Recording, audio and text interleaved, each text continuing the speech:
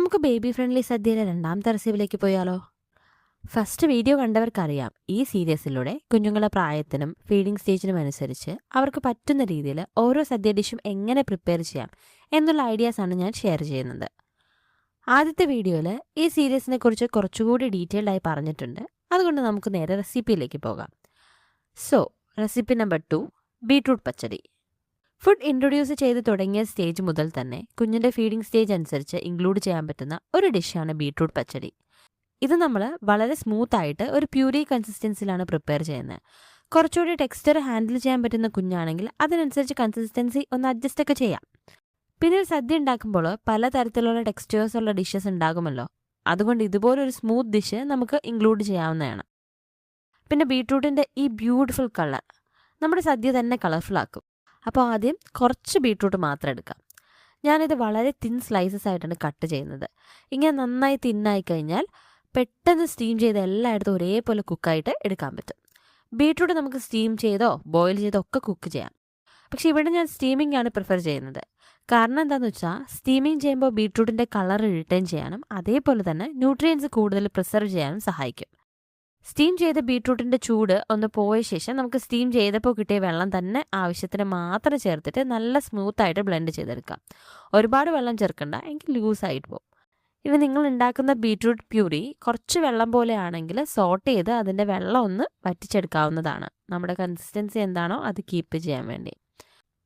ഇനി ഇതിലേക്ക് ചേർക്കുന്നത് തേങ്ങ, ജീരകം, തൈര്, ഈ 3 ഇൻഗ്രീഡിയൻസ് മാത്രമാണ്. കുട്ടിക്ക് വേണ്ടിയല്ല, അപ്പോൾ വളരെ കുറച്ച് സാധനങ്ങൾ എടുത്താൽ മതി. അതുമാത്രമല്ല കോക്കനട്ടും അതായത് തേങ്ങയും വളരെ കുറച്ച് തന്നെ എടുത്താൽ മതി.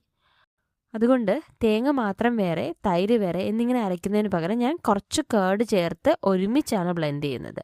അങ്ങനെ ചെയ്യുമ്പോൾ നമുക്ക് വെള്ളം ചേർക്കേണ്ട ആവശ്യം വരത്തുമില്ല. പിന്നെ വളരെ കുറച്ചാണെങ്കിലും സ്മൂത്ത് പേസ്റ്റായിട്ട് നമുക്ക് കിട്ടും. ഇനി ഒരു ടിപ്പ് കൂടിയുണ്ട്.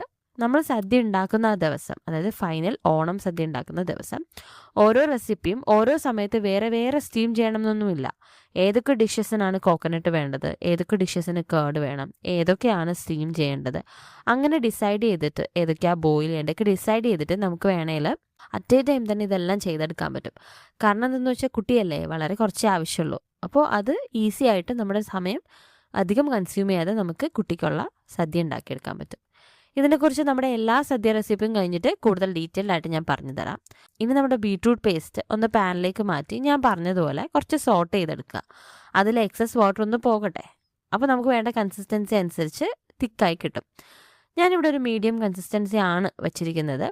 ഇനി ഫ്ലെയിം വളരെ ലോ ആക്കിയിട്ട് നമ്മുടെ ഈ പേസ്റ്റ്, തേങ്ങയും ജീരകവും കേർഡും ആയിട്ടുള്ള പേസ്റ്റ് ഇതിലേക്ക് ചേർത്ത് കൊടുക്കാം. തൈരുള്ളത് കൊണ്ട് ഹൈ ഫ്ലെയിമിൽ കുക്ക് ചെയ്യേണ്ട ആവശ്യമില്ല. വളരെ ലോ ഫ്ലെയിമിൽ തന്നെ ഒന്ന് മിക്സ് ചെയ്ത് റോ സ്മെല്ലൊന്ന് മാറിയെടുത്താൽ മതി. ഇതിന് വേറെ ടെമ്പറിങ് ഒന്നും ആവശ്യമില്ല.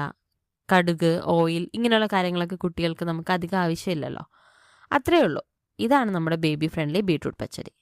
നല്ല സ്മൂത്തായിട്ട് കിട്ടുന്നത് കൊണ്ട് ഫുഡ് ഇൻട്രൊഡ്യൂസ് ചെയ്ത് തുടങ്ങിയ 6 മാസം പ്രായമുള്ള കുട്ടി തൊട്ട് 1 വയസ്സോ 1.5 വയസ്സോ ഉള്ള കുട്ടികൾക്ക് വരെ ഈ ഒരു റെസിപ്പി ഇൻക്ലൂഡ് ചെയ്യാവുന്നതാണ്. ഇതോടെ നമ്മുടെ ബേബി ഫ്രണ്ട്ലി സദ്യയിലെ റെസിപ്പി നമ്പർ 2 കംപ്ലീറ്റ് ആയിട്ടുണ്ട്. ഇനി വരാൻ പോകുന്ന റെസിപ്പി കുറച്ചുകൂടി സ്പെഷ്യലാണ്. അതുകൊണ്ട് അടുത്ത സദ്യ റെസിപ്പി മിസ് ചെയ്യാതിരിക്കാൻ എന്നെ ഫോളോ ചെയ്യുക, കൂടെ കൂടുക. അടുത്ത റെസിപ്പിയുമായി വീണ്ടും കാണും വരെ ബൈ ബൈ.